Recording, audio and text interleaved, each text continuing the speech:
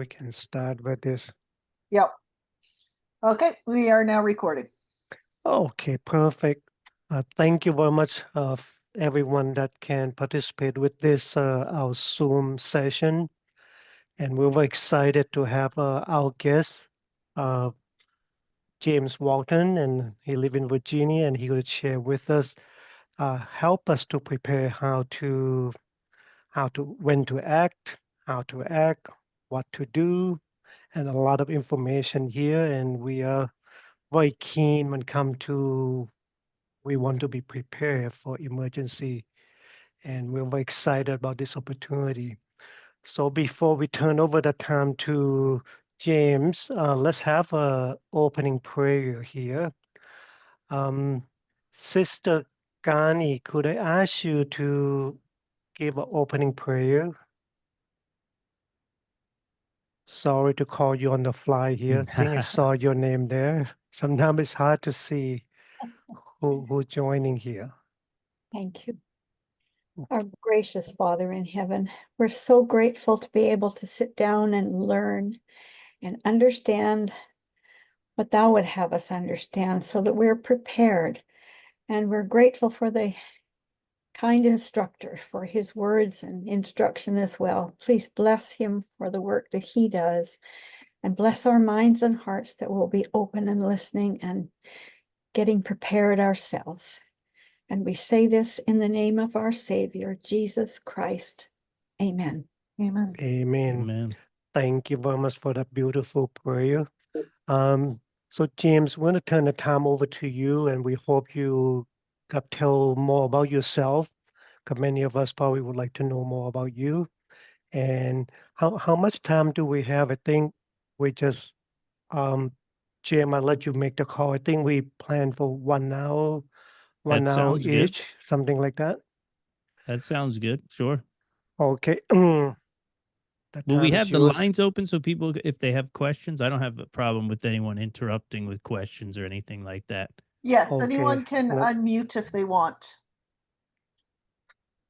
And Feel even free. question in the chat. I'll read the question out to you if somebody want to put it in the chat. Oh, okay. Yeah, that would be great. Excellent. Perfect. Thank you. Okay, James, the floor is yours. Okay. Well, thank you. Patricia, thanks so much for having me and giving me this opportunity to talk to everyone tonight. It's very cool. I can't say that I've spoken to a church group like this before, so it's a very unique opportunity. And before I get rolling, I also want to commend you guys for putting this whole thing together and everybody showing up, taking it seriously, because it's it's serious business. Seems to be getting serious, more and more serious all the time. So yeah, without further ado, I'm James Walton with the Prepper Broadcasting Network, and I'll give you just a real quick background. About 13 years ago or something along those lines, I was kind of thrust into emergency preparedness at a personal level, motivated by a hurricane, and just kind of have built on that over the years through, you know, basic preparedness. I guess you would call it urban homesteading here where I live in Richmond, Virginia, and meeting a great group of people, podcasting on what was the Prepper Broadcasting Network, and still to this day is, and having built this big network of great audience, great hosts and preppers out there in the sort of the prepper sphere, gives me access to a ton of great information. And now it's time to convey that information to you guys. So without further ado, we will discuss the topic of when to act and how to establish real concrete survival triggers so that it takes the guesswork out of, oh, things look like they're a little dodgy, I think we need to do something. So sort of solidifying that so that when it's time to go, when it's time to stay, when it's time to do other things. And this is about a 5-year sort of topic that I've had in my head. And this also, for those of you who don't know, will be a class that I'll be teaching at an event later this year called Prepper Camp. And you guys are actually going to get the first sort of course of this thing tonight. So pretty cool. Um, this was all born out of 2020. I want to say going back to COVID 2020, there were rumors going around. I was living in Richmond, as I am. My family spent their life up in right on the border of Pennsylvania and Delaware. And their experience, as everybody's was, as your guys was in British Columbia, everybody's COVID experience was interesting to say the least and different. One of the things that was happening is they were not allowed to drive into Delaware. And they were calling me on the phone to me, Jim, they won't let us go to Delaware. The cops are there. They're waiting for us. And so then they got word that New York was considering closing bridges down. And in that moment, I started to consider sort of the first batch of what survival triggers might look like in this scenario. And I told my family at the time, if they close a bridge, any bridge in New Jersey, New York, Pennsylvania, that's the trigger to get to Richmond, Virginia. So pack up what you need to pack up and get south. You know, mostly concerned that they were going to shut ways in and ways out down. And I didn't like the sounds of that at all. So that really sort of set that in motion in my head, this idea of for every preparedness sort of subset that we have, or for every emergency that we're preparing for, we should have a concrete trigger outside of a news-induced evacuation, right? Like a news-induced evacuation, obviously everybody's going to make their decision whether they heed that warning or not. But on a personal level, I think it's important to really concretize what it is in your specific situation that makes you say, all right, it's time to go. And here's why it's time to go. Because we do the prepping thing. We get the resources, we get the, the batteries and the blackout kits and whatever kind of preps you make, the emergency water, the backup food, that kind of stuff. And then we know that we've gathered those items for said emergency. But there's a lot of gray area in between where those resources come into play and when that emergency sort of reaches its peak and becomes the most dangerous, whatever that may be. And the trigger kind of sits in the middle there as a way to say, all right, we've established that in this situation, we're going to do X, and then it's no more guessing game. So my trigger to my family was, if you see in the news anywhere in New Jersey, Pennsylvania, New York, that there's been a bridge closing or some sort of restriction in terms of travel that is like a road's shut down, that's your trigger to come south. And we'll just wait until this thing calms down a little bit. It didn't happen, but by November of 2024, during the Thanksgiving holiday, New York did set up checkpoints at bridges coming in and out of the city. And it was just, designed to limit that whole, really just basically limit people's freedom of travel. And it wasn't a bridge closure, but it was just the idea that it happened fast. And that's sort of the area where I want the survival triggers to help you guys the most. And, like I said, they will be personal. So we probably won't, and this is where I could use, if you have any questions in terms of formulating your personal emergency or survival triggers, you can ask as we get going. I'm going to give you guys some more examples of things that have sort of cropped up in my own preparedness plans that have become survival triggers as well. All right. So this one was more sort of mobility related, right? Transportation related, how and when to act, how and when to move from one location to another, which is, can be applied in the bug out. It can be applied in a lot of different ways. Because aside from, evacuation, there's a lot of reasons to move to and fro. But another very interesting survival trigger that kind of really just spun off of an event that we did at the Prepper Broadcasting Network was more food and resource related. And I'll give you this example as well, because I think this is an important one in terms of maybe not resource and transportation, but more skill set, right? So I imagine many of you, as you begin to prepare or get further along in your preparedness journey, you're developing a certain set of skills. Maybe you're learning to use radios or, survival skills, bushcraft, wilderness survival skills, those kinds of things. And in June, May, we conducted an event at the Prepper Broadcasting Network called Ration or Ruin. And Ration or Ruin was a really tough kind of a test, really, for myself and a few other hosts. And during the Ration or Ruin exercise, we spent 30 days basically eating survival food exclusively. And we ate 3 days out of the week. So it put us in a position where we were doing a good deal of starving. We were allowed to hunt, fish, and forage for our food in that month. Okay. So as you can imagine, we were eating a lot less calories than normal, but we were allowed to utilize those skills, like I'm telling you about the skills to hunt, fish, and forage. We all found out we weren't that good at hunt, fishing, and foraging, which was very important. You know, you have these ideas in your head when it comes to responding to an emergency or disaster with the skills and resources that you have, but until you actually respond to it, you might have a little bit of fantasy in your brain about what you're capable of. So suffice it to say, we spent the month of May pretty hungry. And in doing that, I kind of formulated another trigger that I think is a real important one for those of you who are storing food, and you have your emergency food storage, but then of course you have the food that you eat on a day-to-day regular basis. And so we were having a lot of trouble eating.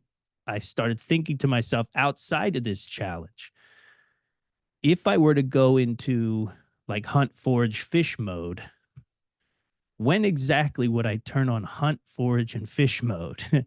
Because it's not, economically speaking, resource availability, should trucking be shut down for some reason, restricted for shopping, restricted for some reason, things like that can affect your ability to get food via supermarket. Then you're going to probably move in most cases, I imagine. I don't know everyone's situation, but I imagine people are storing food if you're at an event like this. And so when do you kick into that sort of hunting, foraging, and fishing mentality enough to make it a real, true food source?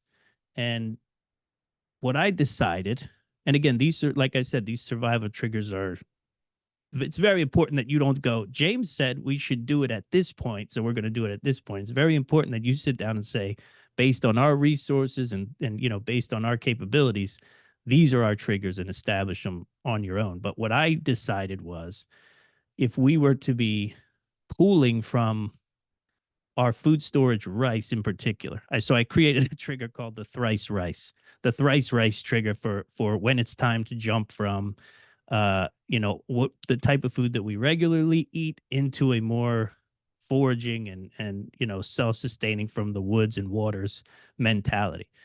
And I called it the thrice rice trigger because it just became this idea that if we're eating rice 3 nights in a row from our food storage, then it's time that we sort of, bulk up the protein that's coming into the house and the wild food that's coming into the house, to counterbalance the fact that maybe the supermarkets don't have the food we need, or we don't have access to them, whatever kind of emergency or disaster situation would put us in that position.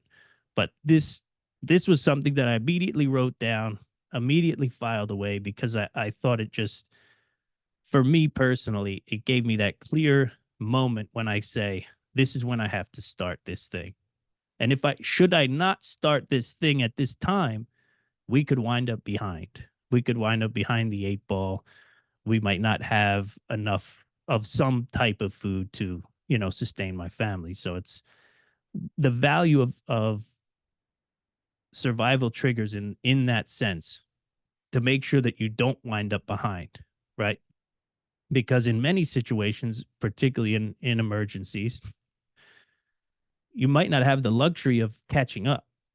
Being behind or not having that trigger might put you in a position where, okay, I don't have the other option now. A good example of that is the bug out. And the bug out is a really great example of, oh, Rajan, go ahead.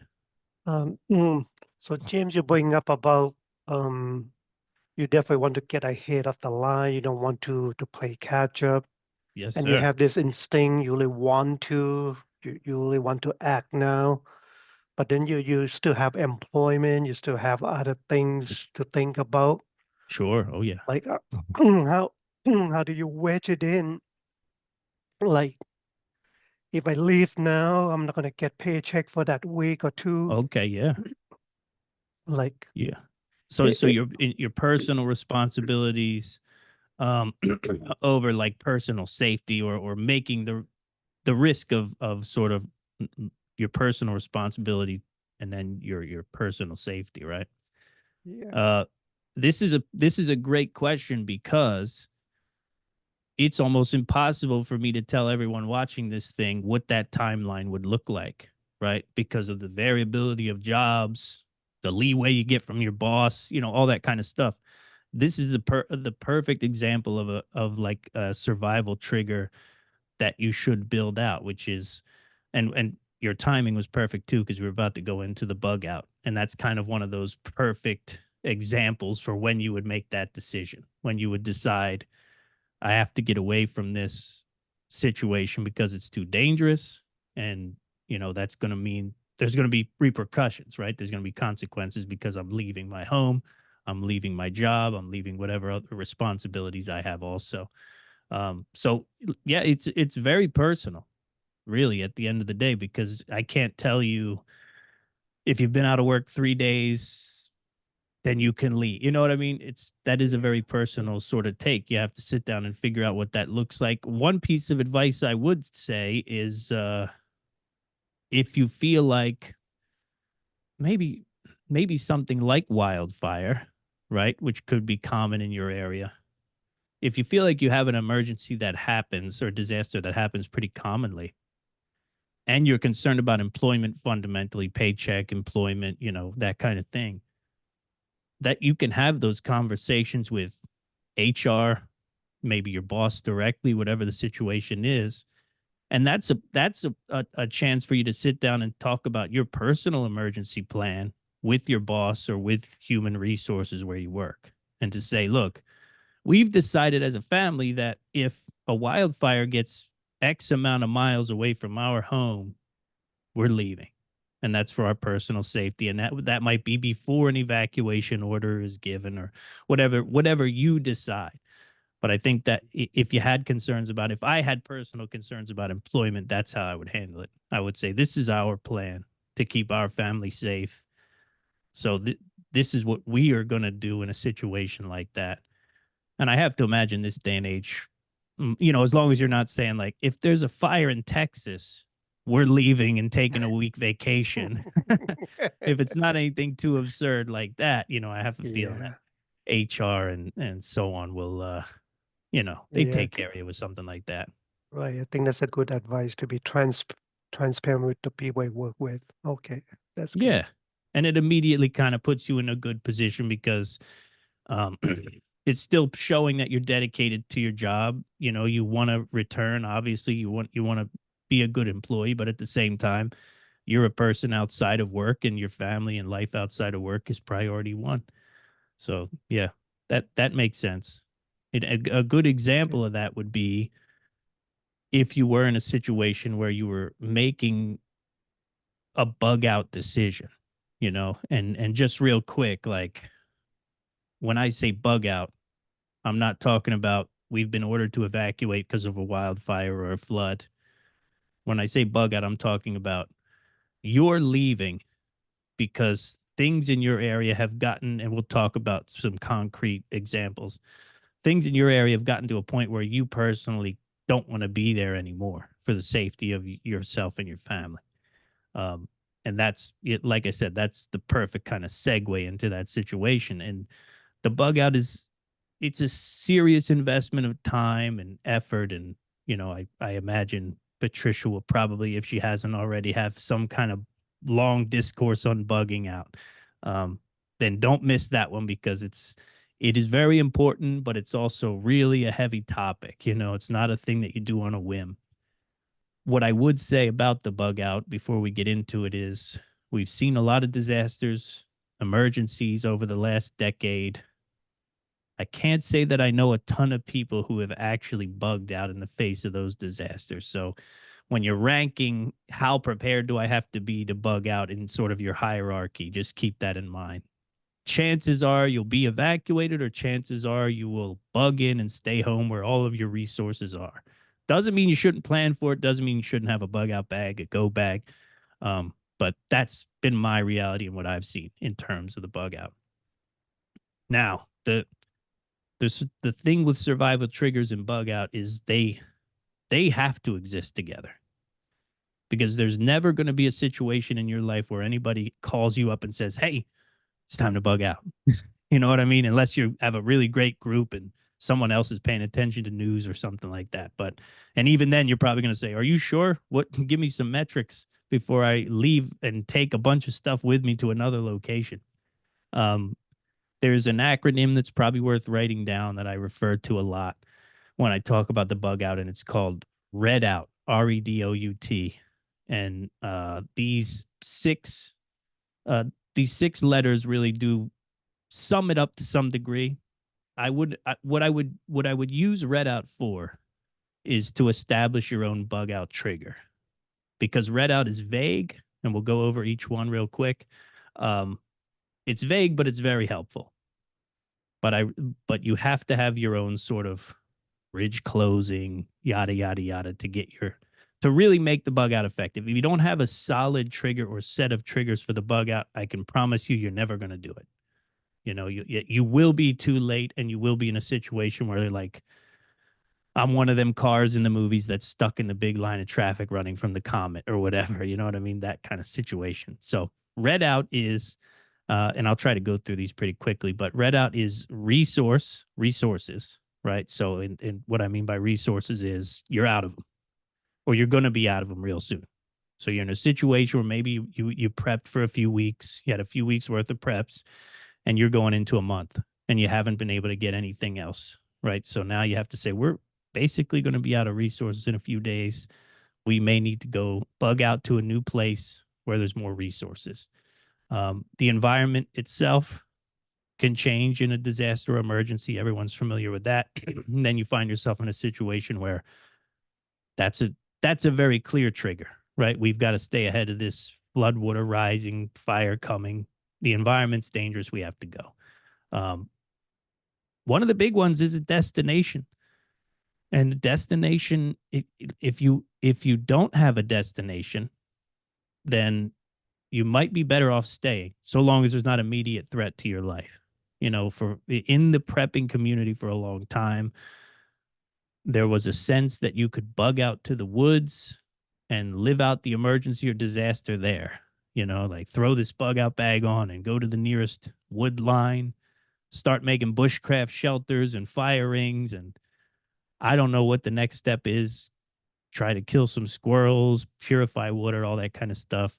Don't do that. That's a bad plan. So establishing a destination, that's huge. You know what I mean? That is a huge deciding factor or trigger whether or not you're going to bug out or not.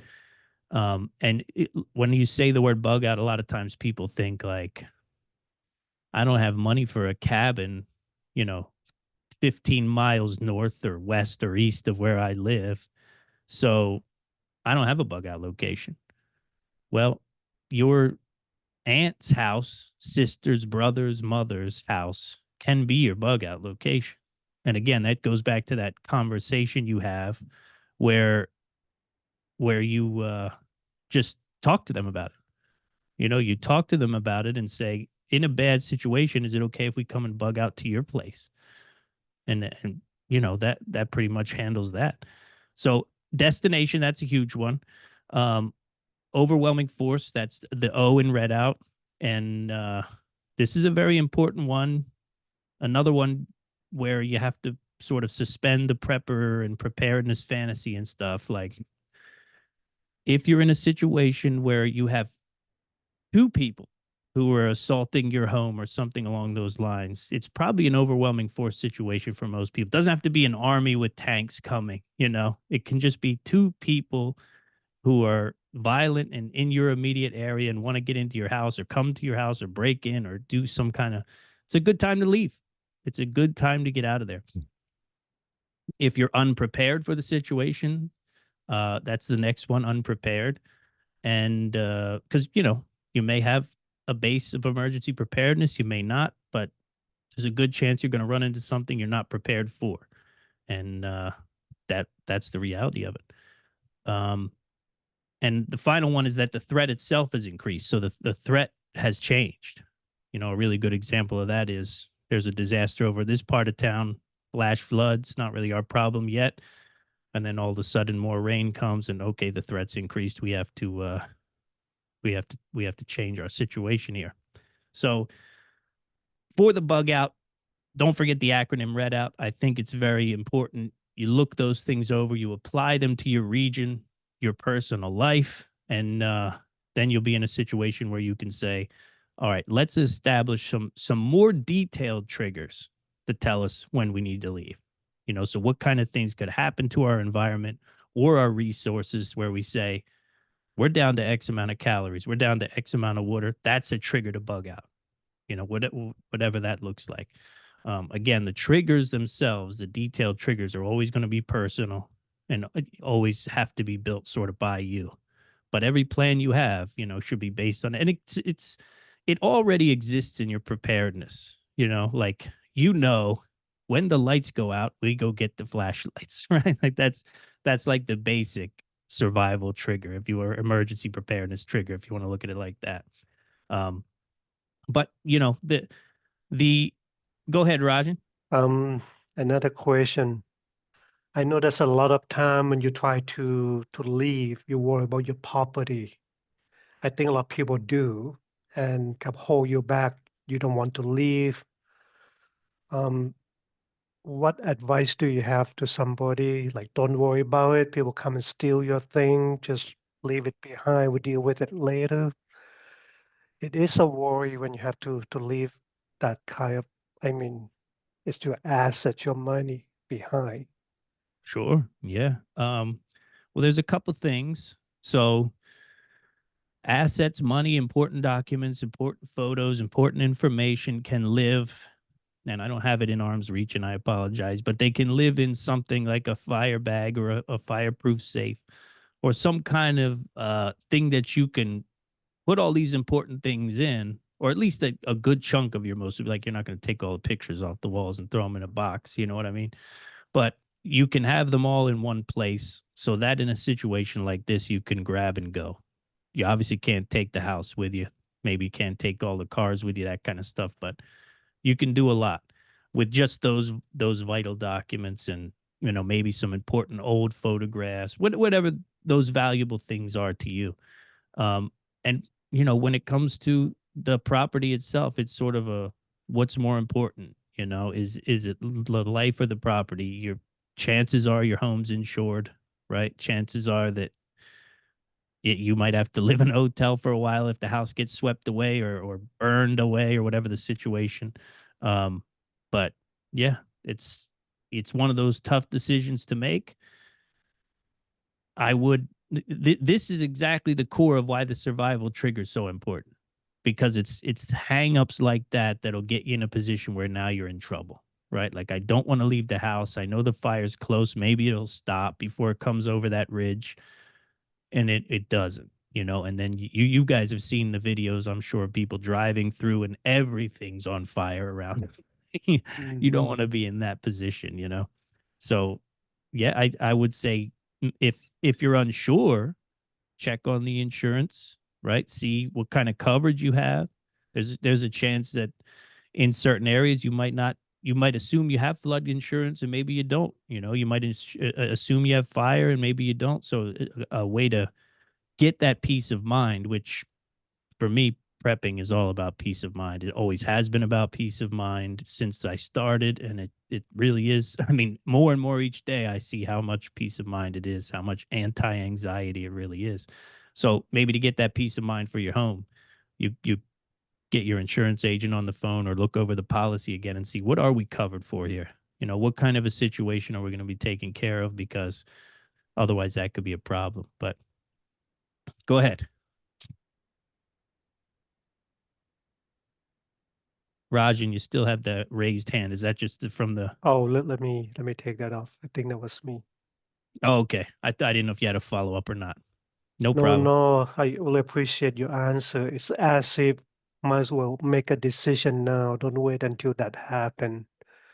Then you get indecisive. Then That is sort of the core of what we're trying to get everybody to here. Is this the link to the binders, Patricia? In the Yeah. chat room, you made a Yeah. remark about the binder class, and I think that's important because that's where these triggers should live.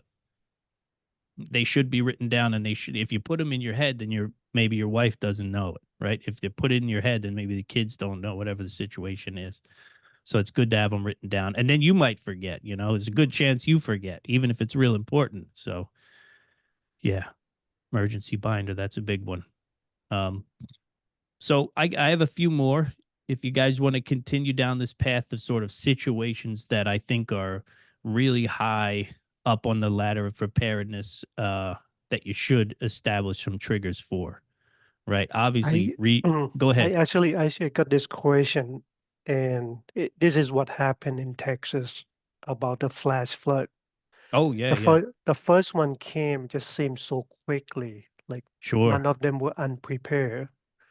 I don't know, there's some warning or anything that they could have done in any way at all. Let's say That if was a very that's unique yeah. situation. Yeah. So let's just say if this is happen, what should we do? Like, how to react to that Well, situation? in that situation, it was really unique in that the amount of water came so fast, and on top of it coming so fast, it came in an hour when not a lot of people were paying attention. You know what I mean? It was Yeah. like almost an hour or two before daybreak. I think it was in the 3 to 4 o'clock a.m. hour when it all really kicked off.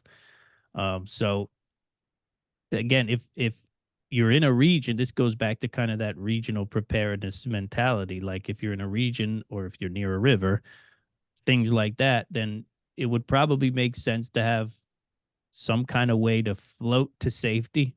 Have a boat, canoe, whatever kind of thing you can have, even if you don't have the money for something like that.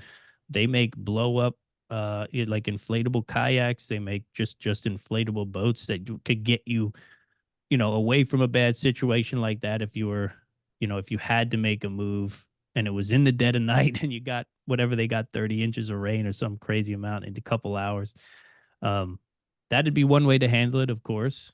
But you're out of options in some situations, no matter what happens. Mm. But if I were in a situation where I was worried about that kind of thing, then yeah, like I have a neighbor who has a collection of canoes and kayaks. And if we were in a situation where the creek behind our house was flooding, rapidly flooding, something like that, that's our plan, So having access to something like that could make a big difference. Or, in Louisiana here in America, one thing that they do is put axes in their attics. And they have the axe in the attic so they can, go up a level when the waters rise to the second level. And should it rise even higher, they can go up to the attic. And should that become a problem, they can axe their way out and get on the roof of the house. And they've taken about as many steps as a person could take in a flood at that point, before praying for rescue.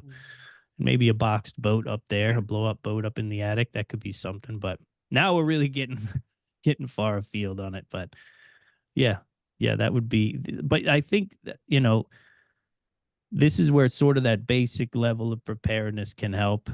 But in a situation like as rare as that, where so much rain fell, it's such a crazy time. There was a lot of questions about who got alerts and who didn't. Yeah, I don't know. I think that is one of those situations, sort of like the dam breaking during Hurricane Katrina, where there's not enough time to really react to a situation like that, and there may be some luck involved, in getting out of that one. But that'd be my advice. Have the things that you need for that, whatever emergency or disaster could strike you in that way. Because yeah, that was a wild one for sure. You looked at we looked at Texas and saw the destruction and all that. With Helene, no one expected Helene to be as bad as it was in Western North Carolina last year, but it was a hurricane, and it was a hurricane that was gaining strength, as it was going inland and all that. So we kind of had an understanding that this was going to be a crazy situation, but a lot of heads up also. With Texas, they didn't have any real heads up whatsoever. But yeah, pray for those folks for sure. So a couple more things that I think are worth addressing in terms of these survival triggers, and we're going to get a little more into the community side now of things, because hopefully you are communicating with people. Clearly, you already have a church community, and that's a big thing. I always say it's the people you live around are the people that you're going to respond to an emergency and disaster with. That's just from my experience and just the realities of life. If we're really dealing with something terrible, it's a big stretch that your buddy from across town is going to make his way over to you to see what you need and not deal with the things that he needs where he's at. So the people around you are vital, very important. In terms of something like civil unrest, okay, and that's something we see more and more of all the time, particularly here in the States. There's a friend or foe process in the military. And that process is just how you establish, there's people pulling into the neighborhood. There's people pulling into an area. How do we know if they're good guys or bad guys? Okay. Not that important on a day-to-day basis, maybe from an situational awareness perspective, maybe. But what I think is even more important than that, being able to make that discernment, let's say some sort of political upheavals happened. There's civil unrest in your area, and there's people who are going into neighborhoods and breaking stuff, setting houses on fire, whatever the situation could be. Knowing who's friend and foe is one part of that, but it is a very important part of that. Being able to make that decision, because that's how you're going to go and address these people if you decide to go and address these people. What I think is even more important is deciding as a block, as a neighborhood, as a community, as a small group within your community, establishing that trigger when you say, we're going to start looking, or we're going to start paying attention to neighborhood security, right? So in a civil unrest situation, or even a full-scale collapse, which is dramatic, but, short-term collapse could be a thing in certain situations. I don't want to go too far off the deep end, Patricia, with the whole apocalypse, but establishing some sort of physical neighborhood watch, physical neighborhood security it's a big ask. It's a big ask. But what I think is the most important part of that is deciding, hey, when do we start? Okay, so I got 5 dads. Whatever the situation is, we're going to walk in pairs of 2 around the neighborhood and just keep eyes out overnight, make sure nothing crazy is going on, that kind of thing. That is, in this day and age, that's hard enough to establish, right? But what I think is really important is, what's the trigger that tells you, let's get the security team together. Now's the time for the security team to come together and do their thing. Because what I can promise you is, if you don't have a trigger, the trigger will be created for you, and it will either be, I just heard that blank happened in another neighborhood, or something terrible has happened in our neighborhood. So get the security team together. So ideally, you want it to be a situation where you decide, you know what, things are getting really weird out there. There's a lot of violence nearby. Whatever the situation is, we're just gonna have our security team, neighborhood watch, whatever. It doesn't even have to be people walking. It could just be people on front porches keeping an eye out, that kind of thing. But like I said, that's one of those situations where you'll either establish the trigger and say, this is when we meet, or it'll be established for you in a way that I have to imagine you won't like. So yeah, that's addressing strangers, friend or foe, security in at large. I think that one has to have a survival trigger established. And again, it'll be based on the people in your community, the people on your block, the people in your neighborhood. And I understand that a lot of people, you might not know anybody in your community. I don't know. There's inroads to make that happen. And yeah, that's another class, but that's an important one. Another one involving neighbors, though, and one that's critical, is meeting in general. Like, there will come a point where you will probably want to meet with neighbors on a more regular basis if there's a long-term disaster, like like a Helene style situation. You may want to meet on a daily basis to say, who needs help, who needs food, who needs this. These are what things that we need. This is what we've heard about outside help, a time to share intel, on who's coming to help. Is anybody coming to help? That kind of thing. And again, this goes back to that same sort of idea, right? Establishing a trigger for those meetings to start happening.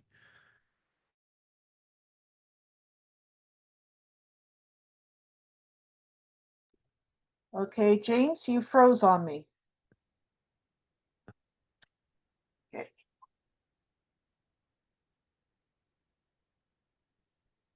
James, I think we lost connection with you. Yeah, I'm going to see if I can get him back. Sometimes he keep talking away, not realizing that we lost him. Yeah, it all depends if he's paying attention to. Okay, I'm coming back. He's rejoining the meeting. Okay. Okay.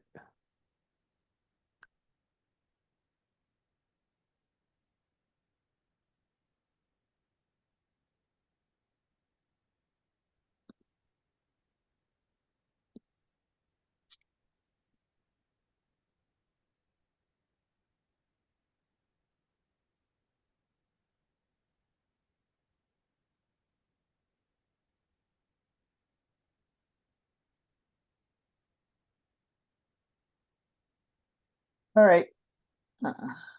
Can you hear me? I can Yep, hear you. now Cool. we can. Something You're died on back. you. I apologize. My computer is like charging sometimes, and I need a new one. I think it just started this weekend, and it I guess it died while we were mid talk. So we can get back into any questions thus far. Now that we've rocked the boat completely on triggers and different sort of scenarios where you might think a trigger is needed, that kind of thing. Well, Since you we're talk about the neighborhood, the community. I don't know that's involved with the city and government or not. A lot of time, the government say will help you. From your experiences, do people actually get help from the government, or they pretty much on not Very their own? common. personally, not personally from my experience, no. And I think that that should be bonus in your mind, so you should look at that as a bonus. The government shows up to help, great. But yeah, okay. But sorry, it looked like my mic was muted.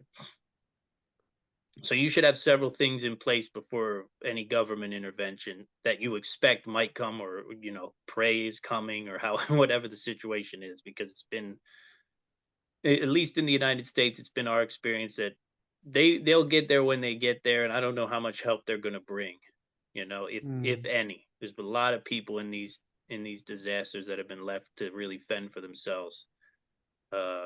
One example with Helene was, that happened in September, and all through winter, the people in Western North Carolina and the affected areas were waiting in giant propane lines to get their propane tanks filled to stay warm for the winter.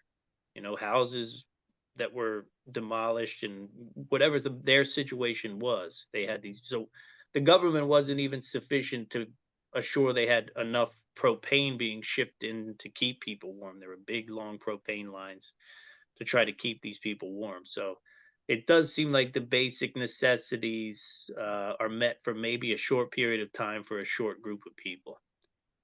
I think your goal, if you're really going to take this emergency preparedness stuff seriously, should be, the core of what you're preparing for is to be on your own for whatever your decided amount of time is.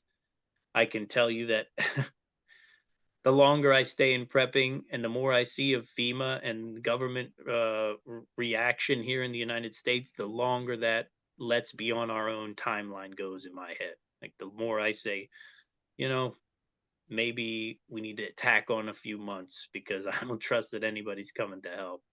I don't know how emergency government response is in your country or in your region, but I wouldn't depend on it if I were you guys, for sure.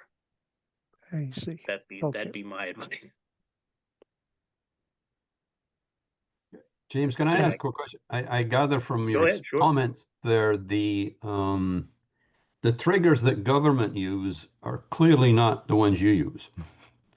Yeah, definitely not. That's Yeah, okay. and you can't blame them for that. Like I said, your trigger for a bug out, your trigger for a block captain meeting, whatever the situation is, will be even different than mine. That's the importance of this thing. Is that what you were getting at, or? Yeah, yeah. Yeah, so it's very personal, and it's why this thing I think gets left out of the picture a lot. I mean, I was prepping for probably 11, 12 years before I really started to think, when am I going to actually jump into action? Like what, and because there is quite a gap. There is quite a gap in terms of the skills that you built, the preps that you have, and then the disaster that you're going to use it all to survive. There's quite a gap in there to when you start sort of everything starts churning. You could look at COVID and see how that gap, what that gap was like in terms of, and that's a good example to sort of see, government um, reaction time and oversight in emergency and disaster of a major emergency and disaster. Probably not going to go the way you want it to go. Probably not going to go um, along with your plans. So better have your own for sure. So yeah, I mean, if you were looking to sort of build some triggers from scratch, I think a good thing to do would be to start with travel. A good thing to do would be able to look at some maps and get get an idea of kind of the essential travel routes in your area. Because if travel's affected in any way, that should be some kind of a trigger to you, right? If bridges or major roads are contested or damaged, then it's not just about you getting out. It's also about what that means for maybe resources, food, water, gas, getting into your region, right? So even just overlooking a simple a map in your area can help you really start to decide and put together some triggers, right? If this highway is blocked or destroyed in an earthquake, emergency, whatever kind of disaster, that's a trigger for us. Now, what that trigger is depends on, your plan of action. That means we're leaving. That means we're bugging in. And when we bug in, other things are going to trigger also. We're going to start rationing. We're going to start, because rationing itself could be a thing that you decide to do if we find ourselves in a long-term disaster where you decide, instead of eating 2 meals or 3 meals a day, we're going to have 2 meals a day, or something along those lines, rationing some kind of resource. Maybe we're rationing propane or the heat or whatever, firewood. We're going to burn less firewood, whatever the situation is. Because rationing is another big one where it's like, we have prepared to ration, right? We understand the value of rationing. We have the skills to ration and all that. But if you don't have the trigger to begin rationing, chances are you're going to go beyond right? You're going to go beyond where you wanted to start ration, and that could be detrimental. That could be a situation where now you run out of water, now you run out of food, now you run out of firewood, or now you run out of the way to heat the home, or whatever the situation is. So all of these things are vital. I think if you just look at it, the overview of all your preparedness, and say, there's never going to be a time where someone messages me and tells me it's time to act. There's never going to be a time when I get a text message that says, all right, go now, right? Or execute this plan, or do this thing, right? It really is going to come down to you. And I think if you're building out an emergency binder, as you guys already learned in your last class, and you have a sheet for said disaster, whatever it is, right?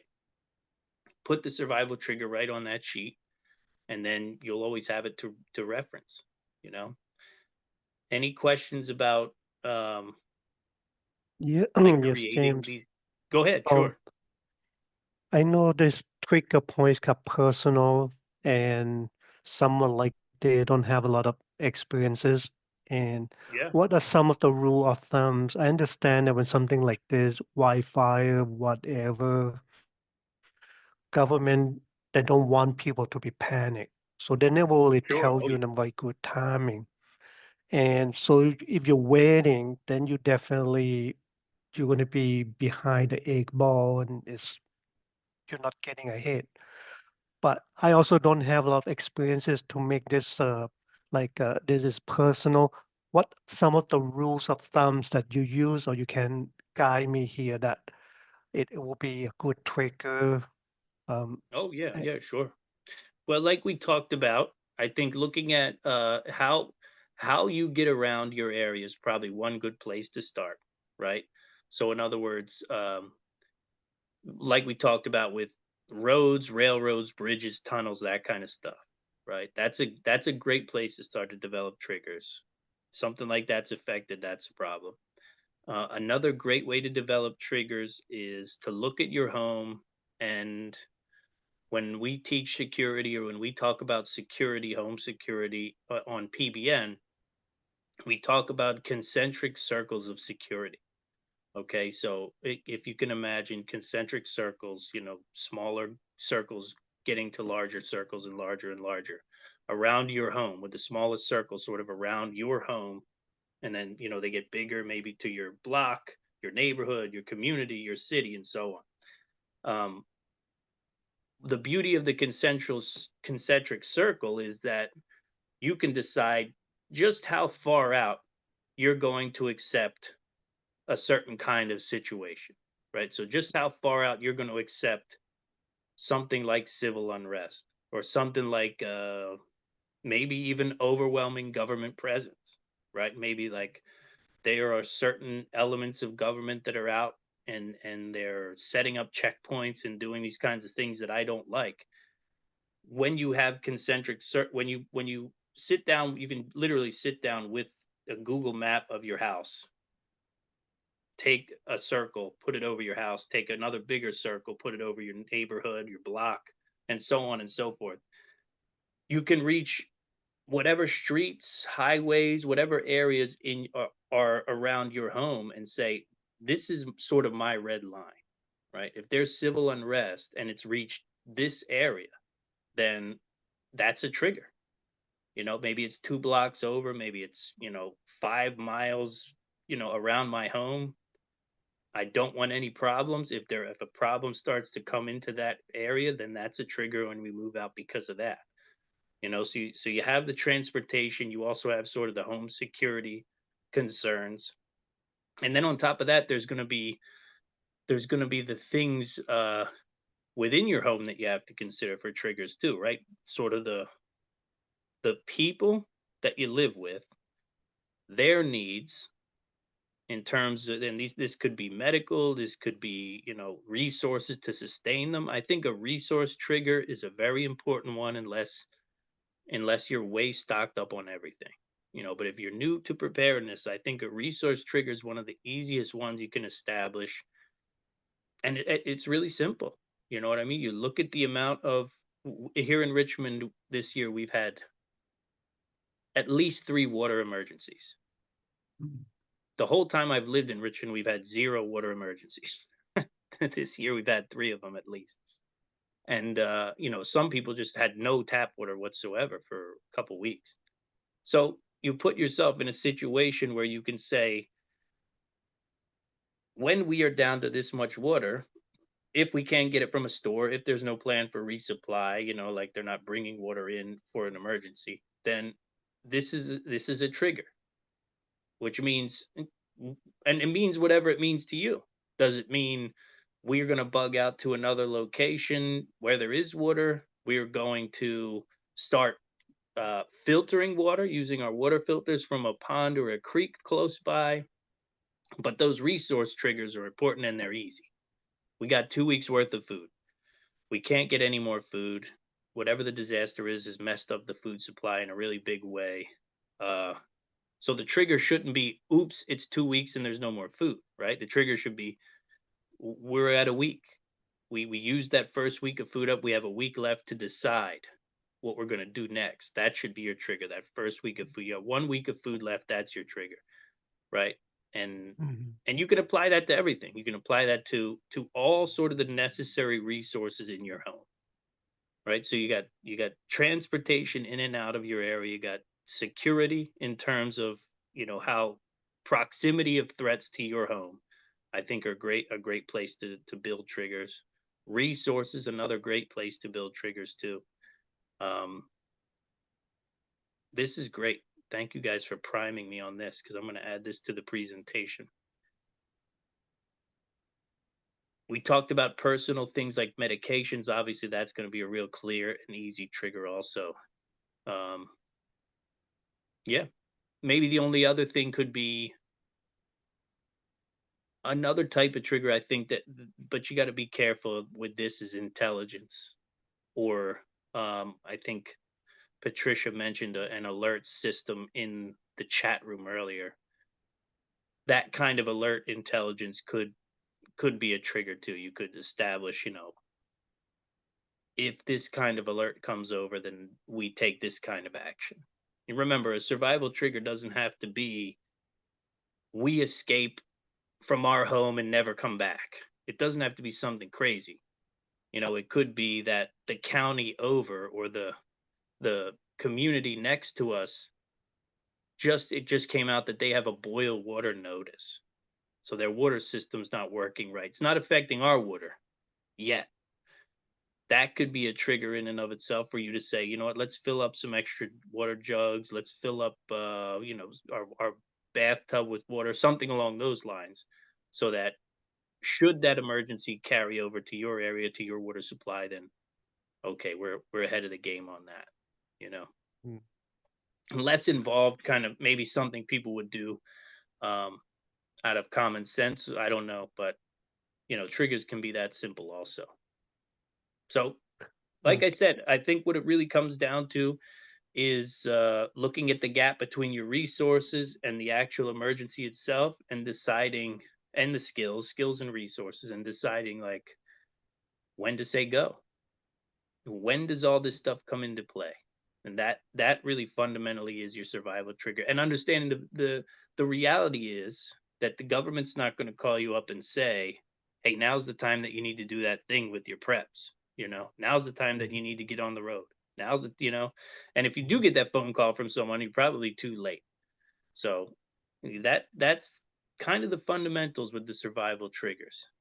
Does anybody have any questions on anything that we talked about throughout that? I know that's kind of a lot, and the idea itself might be a little overwhelming, especially if you're someone who hasn't even like written an emergency plan out yet. Yeah, Like I thank you said, very you much. don't. That was a very good answer. So Oh thank yeah, you. sure, no problem. Don't get overwhelmed is my final piece of advice. You know, we went through a lot of different scenarios. I know that can be overwhelming. Just start with something little, and as time goes on, you'll realize, oh, I need a trigger here. I need a trigger here. Those kinds of things, and it'll make sense. Prepping takes time, guys. It takes years to really sort of get comfortable in it all. But there are things you can do now, and I'm sure you'll learn a lot about them coming to these great events.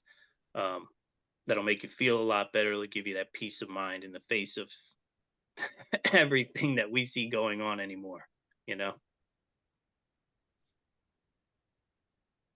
Perfect. So I think that's about it for me. I appreciate you guys. If you don't have any further questions, that's pretty much my my spiel on survival triggers and when to act in an emergency. Thank you so much, James. Does anybody else have any question for James? Just want to say thank you.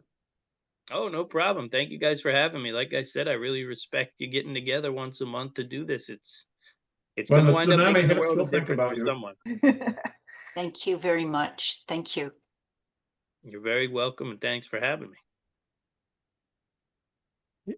Okay, well, thank you so much, James. Thank you, Sister Williams, for inviting James and helping with this July monthly emergency preparedness. Sister Williams, do you have anything that you would like to say before we close? Yeah, actually, next class, I'm going to actually pick on Bill to say a little bit about some of the entertainment his roommate got into. And his roommate will actually talk about it next class. So, Bill, if you could unmute and tell us what happened to Alan.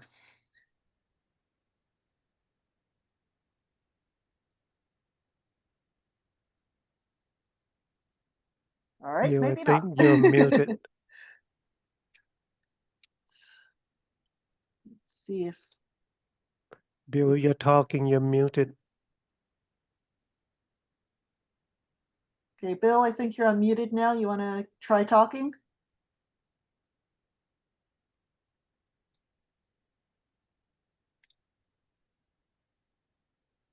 We cannot hear you. Okay, we'll move I on. will talk for a minute then. But I only know a little bit.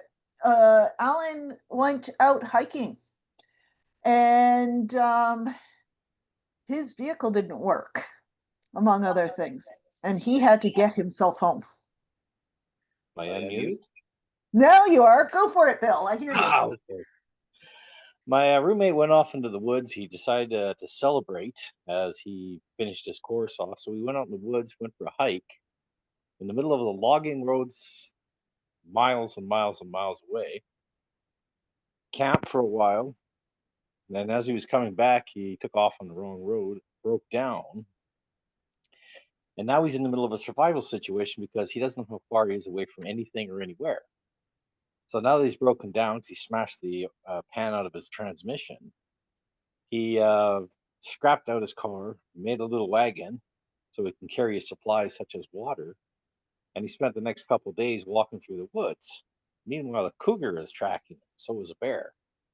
So he spent most of one night, was that 4.5 hours? 4.5 hours just fending off a cougar. He could actually feel the thing circling him, hearing him.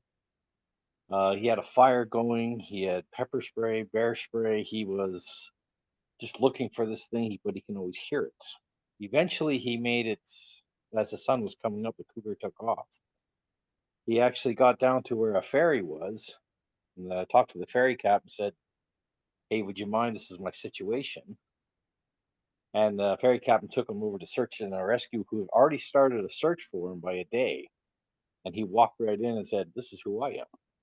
And they said, "Oh, great, we've been looking for you." And ever since then, he's been talking on radio and all sorts of other things about his experience, how he made it out, and how being prepared helped him get out. So that is next meeting, which will be the third Saturday of August.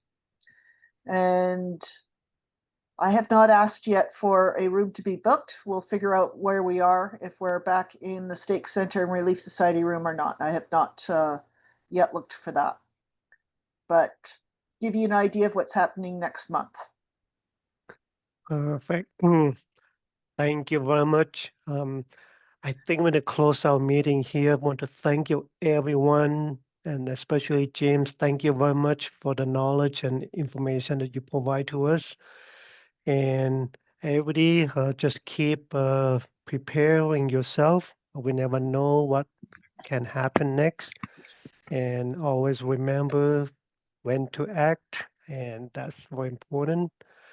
We want to get ahead of the games. And thank you again. Let's have a closing prayer. Could I ask Sister Davis, could I ask you to give a closing prayer, please? Thank you. Dear Heavenly Father, we're so grateful that we could come tonight to emergency preparedness meeting and pray, Heavenly Father, that we will all be able to take the information that we learned from James and to be able to put it into place in our emergency plans. And Heavenly Father, please bless those that aren't coming to the meeting, that they will be able to reconsider and to be able to take the opportunity that is being given to us each month from Bill and Patricia. And please bless us, Heavenly Father, this month that we will be able to put the things into place that we need to do to prepare. In the name of Jesus Christ, amen. Amen. Thank you very much, Sister Davis. Thank you, everyone, and have a good the rest of the evening. And tomorrow, Sabbath day, we'll see you next month. Thanks, everyone. Night.